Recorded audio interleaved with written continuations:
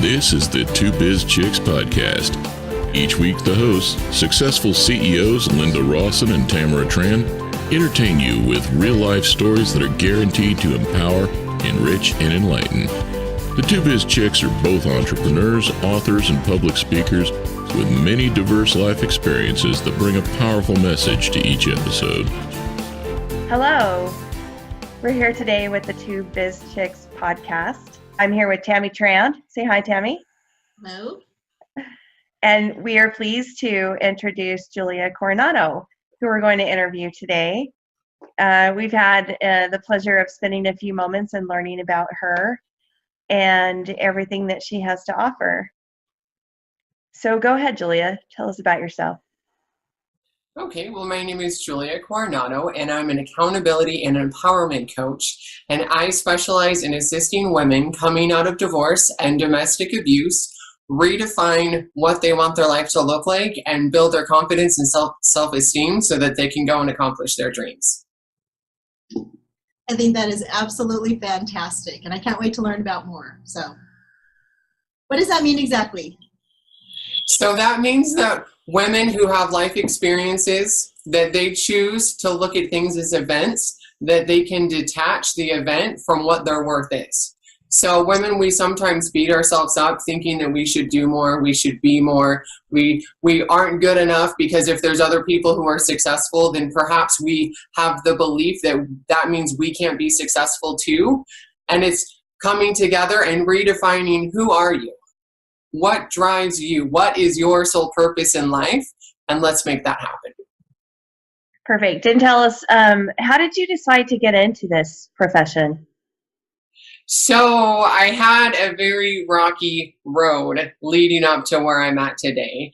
I was actually raised in a very religious community where divorce was taboo. My parents ended up divorcing. That was hard for me, and I told myself I would never, ever, ever do that to myself. And then fast forward a lot of years, was married for 14 years, had 6 beautiful children. But at the end, I felt very unfulfilled with my life. I felt like I was destined for more, that my life had a greater purpose than what I was living. And when everything had kind of fallen apart, I'm like, what do I want to do? And asking myself the questions. I had hired a mentor because I was in a very dark spot. I mean, there's one thing to say, oh, life was hard. But when you have 6 children and all kind of sense of security is totally ripped from you, when financially you don't know what your life's going to look like in a year, you don't know how you're going to keep food on the table, and your kids are, trying to find some kind of balance, some kind of normalcy when their world has been shifted upside down. And as a woman, all of these things, I assumed all of this energy and this guilt and the shame and laying in your closet crying, saying, I'm not enough. I should have done more. I should have put myself last. I should have thought about more of the people. But when I hired the mentor, the should-haves turned into, what do I want to do? What do I get to do in this moment? What can I do? And that really shifted the trajectory. And as I came out of it, people turn to me and say, okay, I'm going through a divorce, or there's a rough patch. What do I do? You seem to know what you're doing. How can I get to where you are? What are the steps that I need to take? So that's kind of where I got where I'm at. That is absolutely fantastic. Sorry, Joe, go ahead. It's amazing how you tie yourself to a marriage and you think that that's who you are and what you're supposed to be doing. And, I feel like I stayed way longer than I should have in my marriage just to do exactly what you're saying. And, when your children become adults and they come back to you and they say, I don't know how you stayed as long as you did. So, I mean, so while you're sitting there thinking that you're doing this for your children, the reality is they're going to love you no matter what, and they would love you easier the happier you are. So, I mean, I admire the work that you're doing to prepare these women to have, self-confidence after some devastating life event happens.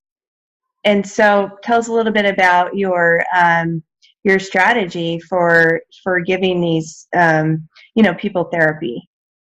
You have some different packages. I do. So first off, I do want to clarify that coaching is different than therapy. So therapy, if you look at it like a spectrum, therapy, if you're standing right in the middle of the spectrum, therapy's focus is on rehashing or going backwards, looking back. Okay, what's this that happened? And what was this? And going back and reliving some of those experiences. Whereas coaching, you are where like you're in the middle of the spectrum again and you're going forward. So there are times that when you're looking forward, there might be beliefs, like when things are coming up. And a belief is when you're in the process of something and then you feel like, oh, I want to just kind of like, sink into my chair and melt. Or, oh, I'm not sure what the outcome's going to be. And so you kind of like step back. That's a belief. That's a block that's coming up. So coaching is looking forward. What are your goals for the future? Not what was the past like? What do you want to learn from it? All that stuff. It's going forward. If occasionally we need to look at the past to say, okay, well, this is coming up. Is there some kind of a belief? Is there some kind of attachment to you not being good enough? And then they can do the work themselves, but we don't rehash that. So for coaching, when people come to me, they say, first we have the conversation to identify where they're at. And then we look at what would be the best fit for them. For financially, what are they willing to invest and how aggressive do they want to be? With coaching, I'm going to push you outside of your comfort zone, but no more than you're willing to go, because ultimately the goals that we're setting are your goals, not my goals. And some people are comfortable with playing it small for a while, and other people come to me saying, I'm willing to make a big investment because I want to hit the moon. So let's go. So for people who want to hit the moon, we can do personal one-on-one coaching. For people who are more, I want to do some work, but I want to do it at my own leisure, I don't want to be as aggressive, we have a group coaching opportunities. And then we also have a hybrid for people who like the group setting, that community and that support, but they also want individualized feedback on where they're at to keep pushing them, but still at their own pace and not at the pace that they're ready to, be a mover and a shaker type thing. So we have all kinds of a spectrum. How aggressive do you want to be? How motivated and hungry are you? I think that's absolutely fantastic that you provide different levels of support. I do have a question. So you shared your story, kind of what happened to you, how you were feeling in the moment, so that you can understand completely where these people are coming from.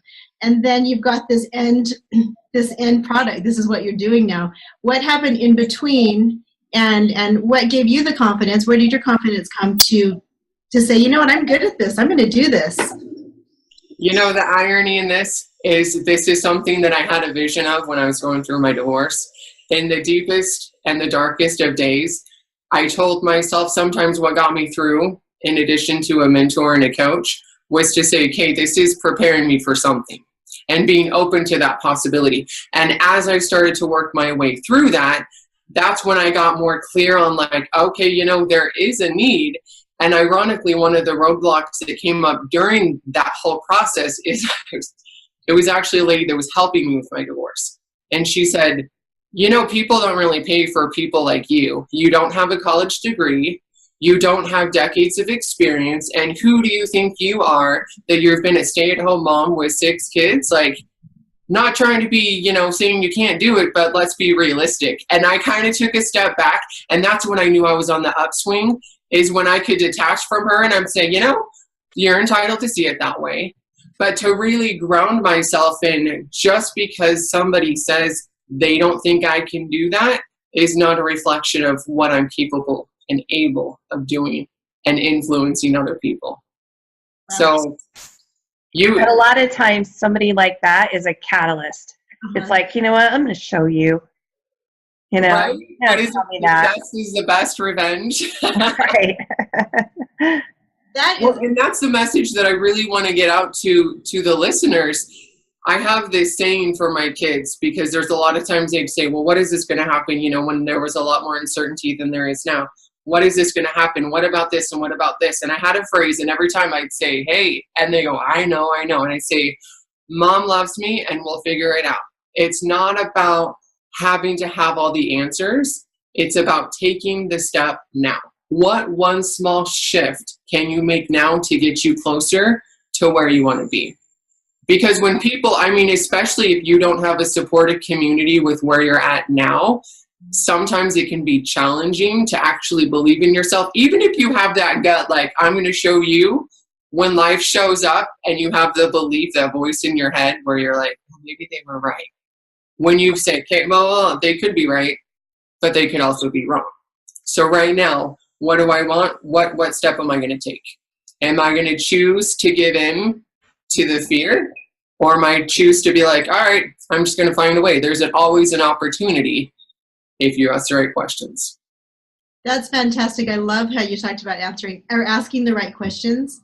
So that brings me to another question. At what point and how did you migrate from I am a great listener, I'm a great friend, I'm mentoring my friends, I'm giving great advice, to now I'm a professional charging for my service? How did that happen, and what did that look like for you, and what's your experience with that? Because I know a lot of people can probably relate to, oh, I'm really good at this, but how does that translate into a business? Okay, so it translates to in business, but the same thing I was just talking about is taking the first step. Mm-hmm. So I'm going to say, I'm really good at this. What do I want to do with it? And so it shifted to, what do I want to do? Okay, I'm going to do what I give back. And so I gave back and gave back and gave back until I gained that confidence where I'm like, hey, what I do, people are benefiting from. I am changing lives. So it's taking a step outside of the fear and taking action. So it starts with getting a business license, forming the LLC. It gets with defining what your mission statement is. Defining is what service, how, like, what problems are you solving? And for mine was people who were in my situation to get out, to get on to what they want. Okay, so then the next question is, how am I going to do that? And so putting myself out there was, I think, the biggest thing. Because again, I know for me, perfectionist identity, perfectionism is like the highest class way of facade of saying I'm so freaking insecure that if I can't control how everything looks, then I don't know what else to do. So perfectionist was like, well, what if people don't do it? Well, what if people don't think I'm credible enough? What if people think that because of the certifications, I'm not qualified enough? Okay, take a step out there. I'm going to put myself out there. I'm going to ask people, hey, do you happen to know anybody? The networking events, what do you do? Taking ownership in I transform lives. And so the business license, putting together a plan, a module, how I'm going to do it, setting up a website, and taking action. Like, so if people don't know how to do it on their own, reaching out for mentors or people that can help guide them and shorten the duration from A to B. Everybody can DIY. Do you really want to DIY? Do you want to learn ups and downs and ups and downs? Or you say, you know what, I'm going to take my time and I'm going to use it the best way possible. I'm going to make an investment in me, knowing this is what I want. That's fantastic. I love that message. I absolutely do. Sorry, Linda, I keep asking all these questions. I love it. Please. What was that like when you first had the courage to say, okay, I'm in business and this is how much, I'm charging for the service. Did you have to go seek that person, or did they kind of come to you? How did that happen? So a combination of the two. When you get clear on what your value is and what service you offer, it's easy to have the conversation.